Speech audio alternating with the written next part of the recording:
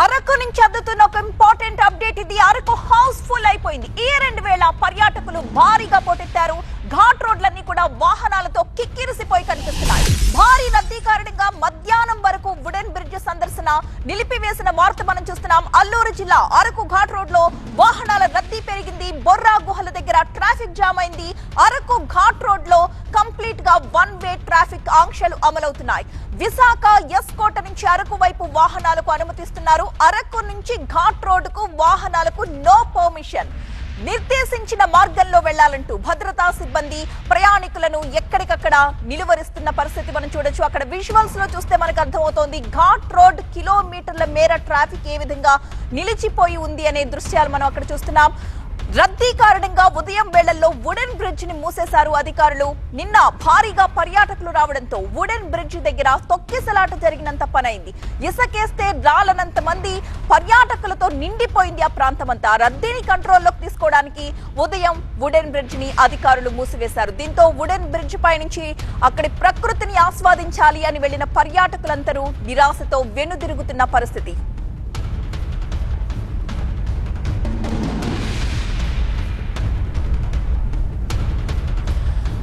అక్కడ తాజా సమాచారం తెలుసుకుందాం. మా ప్రతినిధి ఖాజా ఫోన్ లైన్ లో సిద్ధంగా ఉన్నారు. ఖాజా, మనం విజువల్స్ లో చూసినట్లయితే అసలు ఎప్పుడు ఏ సంవత్సరం కూడా ఇప్పటి వరకు చూడనంత రద్దీ మనకి అరకులో కనిపిస్తోంది. అండ్ ఈ రోజు ఉదయం వుడెన్ బ్రిడ్జ్ కూడా క్లోజ్ చేశారు అని చెప్తున్నారు. మరి దాన్ని చూడడం కోసం వెళ్ళిన అక్కడ మనకు కనిపిస్తున్న అంత మంది జనం మళ్లీ నిరాశతో వెనుదిరుగుతున్న పరిస్థితి. ఎలాంటి హెచ్చరికలు జారీ చేస్తున్నారు అక్కడ అధికారులు? ఎలాంటి సూచనలు ఇస్తున్నారు పర్యాటకులకు?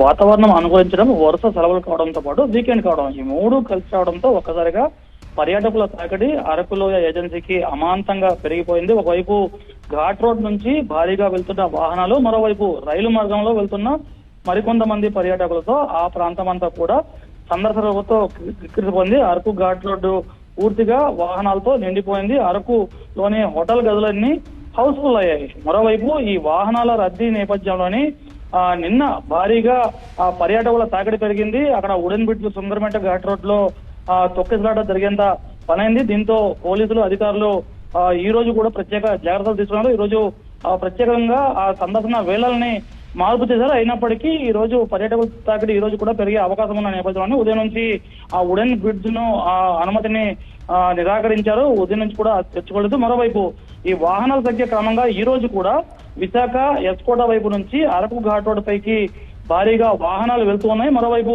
అరకు వైపు నుంచి దిగువకు ఘాట్ రోడ్ దిగువకు ఎస్కోట విశాఖ వైపు భారీగా వాహనాల సంఖ్య కూడా పెరిగిన నేపథ్యంలోని పోలీసులు ప్రత్యేక ఆంక్షలు విధించారు. వన్ వే ట్రాఫిక్ ఆంక్షలు పెట్టారు. ఒకవైపు విశాఖ నుంచి ఎస్కోట నుంచి అరకు ఘాట్ రోడ్ పైకి వెళ్లే వాహనాలు మాత్రమే ఒకవైపు అనుమతిస్తున్నారు. మరోవైపు అరకు నుంచి కిందకు ఎస్కోట విశాఖ వైపు దిగే వాహనాలను మళ్లిస్తున్నారు. పాడేరు ఘాట్ రోడ్ నుంచి వాళ్ళంతా కూడా ఎస్కోట విశాఖ వైపు చేరుకోవాలని పోలీసులు ఇప్పటికే ప్రకటన జారీ చేశారు. ఆ దిశగా పూర్తి స్థాయిలో ఆంక్షలు విధించి ట్రాఫిక్ ను ఎక్కడికక్కడ క్రమబద్ధంగా చేస్తున్నారు. నిన్న భారీగా ట్రాఫిక్ జామ్ అయింది. కిలోమీటర్ల మేర ట్రాఫిక్ నిలిచిపోయింది. ఈ రోజు కూడా అదే పరిస్థితి నెలకొన్న నేపథ్యంలో అధికారులు ముందు జాగ్రత్త చర్యలు చేపట్టారు.